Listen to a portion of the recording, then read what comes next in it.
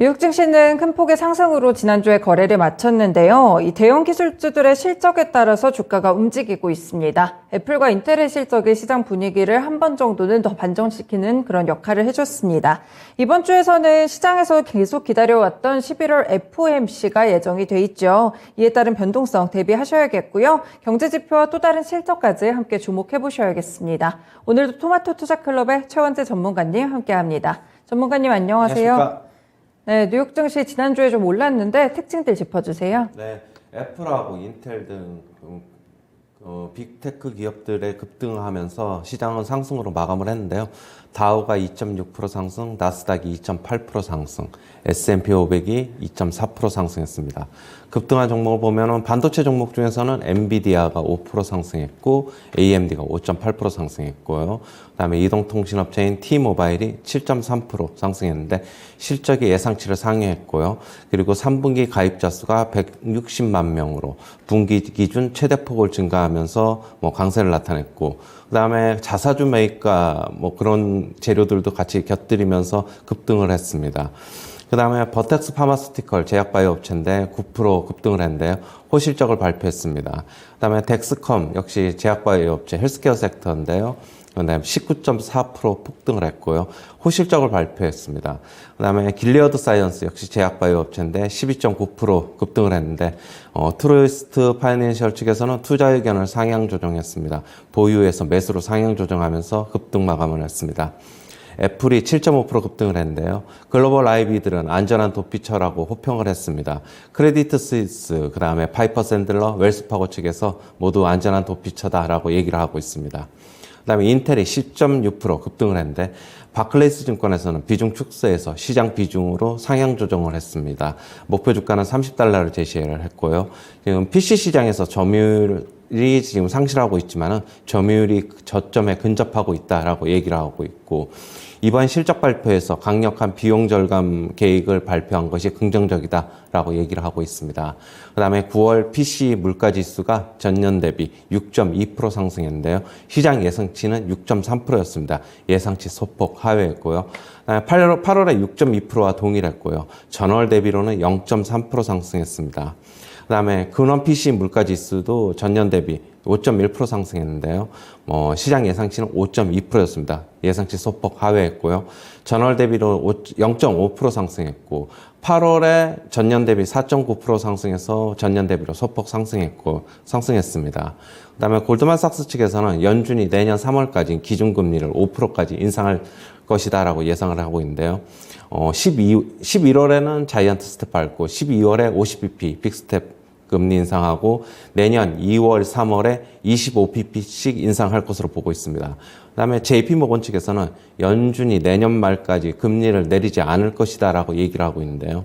인플레이션이 내려가지 않고 경제 활동도 둔화하지 않아서 금리 내리지 않을 것이다라고 얘기를 하고 있습니다. 그다음에 뱅크 오브 아메리카 CEO는 미국 경제 성장 둔화가 아니라 완화되고 있다라고 얘기를 하고 있는데, 금리 인상으로 소비자 지출이 둔화될 것으로 기대가 되지만은 아직 그런 일이 일어나지 않고 있다라고 얘기를 하고 있습니다. 그다음에 CNBC 측에서는 주식시장 지금 강세장 진입했을 수도 있다라고 얘기를 하고 있는데요. 대개 10월은 주식시장 바닥 찍는 달이고 11월은 계절적으로 강세 모습 보이기 시작하는 때다라고 얘기를 하고 있고, 그리고 중간 선거가 있는 해에는 연말 주식시장이 강세다라고 얘기를 하고 있습니다. 네, 이렇게 중요한 소식들과 함께 개별적인 뉴스들 체크를 해봤습니다. 먼저 첫 번째로 애플이 좀 양호한 실적을 냈는데 아이폰 판매가 시장 기대치에는 조금 못 미쳤어요. 그럼에도 불구하고 실적이 괜찮았나요? 네, 실적은 제가 이제 없었을 때 이미 발표가 됐죠. 실적은 아이폰 판매량이 지금 새로운 14인가요? 그게 네. 이제 예상치에는 조금 못 미치지만은 나머지 실적들이 잘 나오면서 그다음에 글로벌 IB들이 호평을 내면서 주가는 급등으로 마감을 했습니다. 네, 그렇군요. 7%나 올랐던 이유가 있었던 것 같은데 이렇게 애플과 함께 실적을 이끌어줬던 종목이 또 인텔입니다. 그런데 이제 세부적인 실적들을 봤을 때는 사실 반도체 업황이 그렇게 지금 좋지가 못해가지고 좋지 않았던 것 같은데 이렇게 오르게 된 이유가 따로 있었을까요? 인텔이요? 네. 인텔 같은 경우에는 지금 아까도 얘기했듯이 지금 PC 시장에서 점유율을 잃고는 있지만 거의 이제 바닥에 도달했다라고 얘기를 하고 있고 더 이상 뭐 나빠지지 않을 것이다라고 얘기를 하고 있습니다. 그리고 내년도에 이제 비용 절감 계획을 뭐 강력하게 이제 발표를 했는데 그게 조금 구조조정에 대한 기대감이 영향을 받은 것으로 보고 있어요. 네, 대대적인 좀 구조조정에 나선다고 하는데 이런 부분들이 비용을 좀 감축할 수 있는 그런 요인들이 되다 보니까 긍정적인 평가를 시장에서 좀 내려줬던 것 같습니다. 네, 반도체 업황이 여전히 안 좋기도 하고 지난주에 이제 전문가님 국내 증시 잠깐 자리 비우셨을 때 삼성전자랑 SK 하이닉스가 조금 큰 폭으로 떨어졌거든요. 이쪽은 어떻게 좀 체크를 해봐야 될까요? 일단은 뭐 지금 반도체 업황이 안 좋은 게 지금 실적으로 나타나고 있고 외국인들 같은 경우에는 하이닉스하고 삼성전자를 그동안에 계속 매수를 했는데 네. 아무래도 하이닉스의 뭐 감산에 대한 소식 그런 거에 조금 민감하게 영향을 받아서 뭐 그동안에 올랐던 거 이제 전부 다 어떻게 보면 전부 다 상승폭을 맞아요. 반납을 네. 하고 있고 저는 이제 결국에는 삼성전자, 하이닉스, 뭐 LG 에너지솔루션, 삼성 SDI 측으로 매수가 이제 반도체랑 2차 전지로 이렇게 양분돼서 좀 집중이 됐는데 네. 아무래도 자기네들이 올려놓고 뭐 차익 매물을 던지는 과정에서 특별하게 기관이나 개인들이 그쪽으로 매수 주체가 뭐 강하게 나타나지 않으면 이런 현상이 발생될 수밖에 없다 그렇게 보고 있습니다. 네, 그렇군요. 이런 부분들에 대한 해석까지도 함께 좀 들어봤습니다. 현재 인플레이션 상황도 좀 보면 PC 물가 지수가 지난해 대비 6.2% 상승을 했습니다. 여전히 좀 높은 물가 수준을 유지하는 것 같은데 뭐 연준이 계속 자이언트 스텝을 밟아 나가겠죠. 네, 뭐 여전히 뭐 그럴 것이라고 보고 있고 뭐 11월은 자이언트 스텝 뭐 당연한 것으로 네. 보고 있고 이제 11월 1일, 2일 날 양일간 FOMC가 열리는데 결국에는 그 이후의 전망이 중요할 것 같아요. 뭐 과연 파월이 어떤 멘트를 내놓느냐에 따라서 시장은 좀 변동성을 보일 것이다라고 보고 있고 중간 선거가 있어가지고 민주당, 공화당, 양당의 특별히 우호적인 멘트를 취하지 않을 것이라는 예상도 상당히 많아요. 그래서 뭐 네. 어떻게 본다면은 이번 FOMC는 뭐 별 볼 일이 없을 것이다 그런 전망이 상당히 많습니다. 네, 그렇군요. 세부적인 내용들이 어떻게 나올지가 좀 궁금한데 일단은 시장에서 큰 반응이 있을 만한 멘트는 좀 없지 않을까 이런 예상들도 함께 나오고 있습니다. 다만 이제 물가 지수는 높은데 미국의 소비자 지출 자체는 지난달보다 좀 증가를 했거든요. 이런 현상은 좀 어떻게 보세요? 결국엔 뱅크 오브 아메리카 CEO가 얘기한 것 그런 내용인 것 같아요. 지금 네. 금리가 인상하면서 결국엔 소비자 지출이 좀 둔화될 것으로 기대가 되지만 아직 그런 현상이 일어나지 않고 있어가지고 자기는 이제 미국 경제가 성장 둔화가 아니라 완화되는 과정을 밟는 것이다라고 지금 보고 있고요. 네. 하지만은 이거는 조금 아직까지 뭐 잘 안 알려진 내용인데 세부적으로 조금 들어가 보면 미국 소비자들도 현금 보유분을 이제 거의 다 써가지고 카드 네. 지출이 생각보다 많이 좀 늘어나고 있다고 보고 있어요. 그렇게 본다면 아직까지는 외상으로 지출을 하고 있지만은 나중에 이유가 되면은 결국에는 줄어들지 않겠냐 그런 지금 예상이 좀 나오고 있습니다.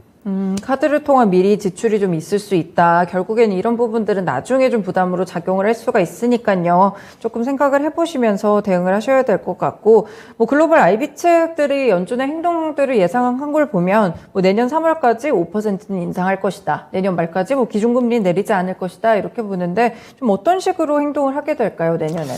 저도 골드만삭스 측의 의견이 하고 좀 동일한데요. 네. 결국에는 11월 달에는 자이언트 스텝 밟고 12월에는 빅 스텝 한 단계 좀 낮춰서 밟고요.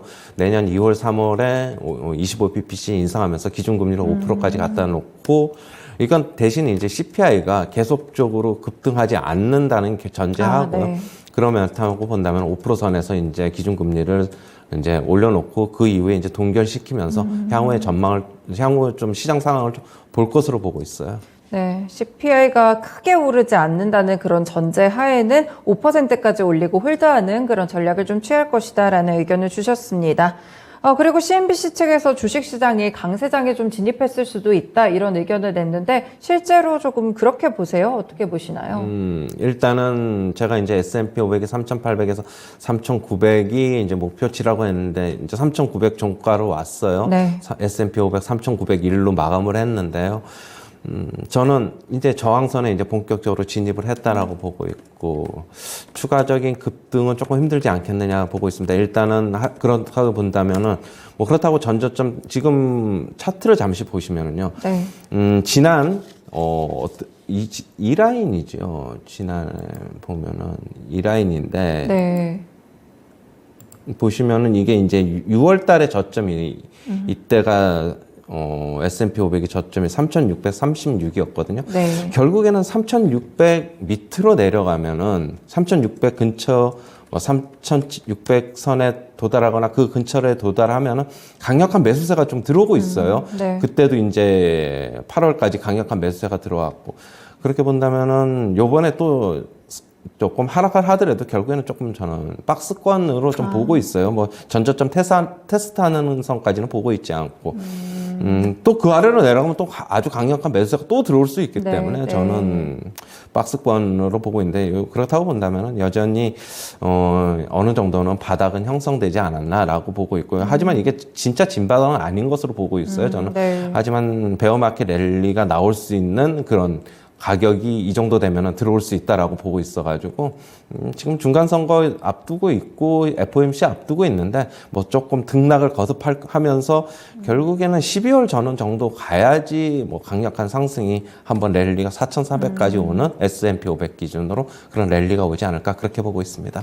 네, 11월 달에 이슈가 좀 많다 보니까 또 12월까지는 가봐야 좀 알 수 있다. 조금 더 기다려보자라는 말씀을 좀 주셨고, 11월이 이제 내일부터 오늘이 10월의 마지막 거래일이니까요. 이제 11월이 오게 되면 여러 가지 이슈들도 있고, 말씀 주신 대로 중간 선거까지 있어가지고, 한 달 내에서 좀 분위기 변화가 크게 감지가 될까요? 일단 FOMC는 뭐 별다른 게 없이 그냥 넘어가면서 결국엔 시장도 어느 정도 선반영하면서 그렇게 될 것 같고 FOMC 네. 이후에 중간 선거 이후에 소폭 등락을 거듭하면서 11월은 뭐 그렇다고 해서 뭐 분위기 나빠지는 것은 아니고 뭐 등락을 거듭하면서 저점 다지면서 상승을 도모할 것으로 지금 보고 있습니다. 네, 그렇군요. 국내 증시도 같은 맥락에서 봐도 될까요? 국내 증시가 지금 생각보다 지금 네. 미국 증시보다는 조금 더 뭐 움직임이 조금 더 좋은 것으로 좀 저 개인적으로는 보고 있는데 네. 역시 뭐 미국 증시하고 비슷하게 갈 것이다. 환율의 상승만 특별히 없다면 그렇게 보고 있고요. 환율 시장 최근에 뭐 안정되는 움직임 보이면서 네. 박스권 상향 움직임 지금 박스권 돌파 움직임이 이제 나왔는데 지금 국내 증시 같은 경우에도 지금 결국에는 2,300선을 이번 주에는 한번 좀 계속적으로 타진해보는 테스트해보는 구간이 되지 않을까 그렇게 보고 있고요. 그렇다고 해서 2,300 이상으로 가는 급등은 조금 힘들지 않겠느냐. 역시 조금 박스권이 상향된 것으로 좀 보고 있어요. 그렇다고 본다면은 뭐 추가적인 지수의 상승으로 나타나면서 추격 매수보다는 조금 기다리면서 결국에는 좀 호흡을 좀 길게 하면서 연말 내년 초까지를 바라본다면은 뭐 저점 매수이기에는 또 오지 않을까 그렇게는 보고 있습니다. 네, 제한적인 움직임을 좀 보일 것으로 예상이 되는데 좀 잘 기다리시면서 타이밍을 잘 캐치를 좀 하시는 게 필요하실 것 같습니다. 한 가지만 더 여쭤볼게요. 증화권 증시가 이제 큰 폭으로 계속 좀 하락이 나오고 있는데 지난주도 그렇고 이런 부분들은 국내 시장에 리스크가 되진 않나요? 결국에는 그게 이제 환율 시장으로 옮겨 붙지 않으면 그 주변의 국가 이제 엔화라든가 네. 위안화라든가 지금 일시적으로 조금 이제 소폭 숨고르게 하고 있는데 일본 같은 경우에는 좀 정부에서 엔화를 지금 엔화 시장에 환율 시장에 지금 개입을 했는데요. 거기서 이제 어떻게 큰 변동성이 나타나지 않으면은 중화권 증시 중국 증시의 영향은 저는 제한될 것이다 그렇게 보고 있습니다. 네, 그렇군요. 오늘 말씀 여기까지 듣겠습니다. 고맙습니다. 감사합니다.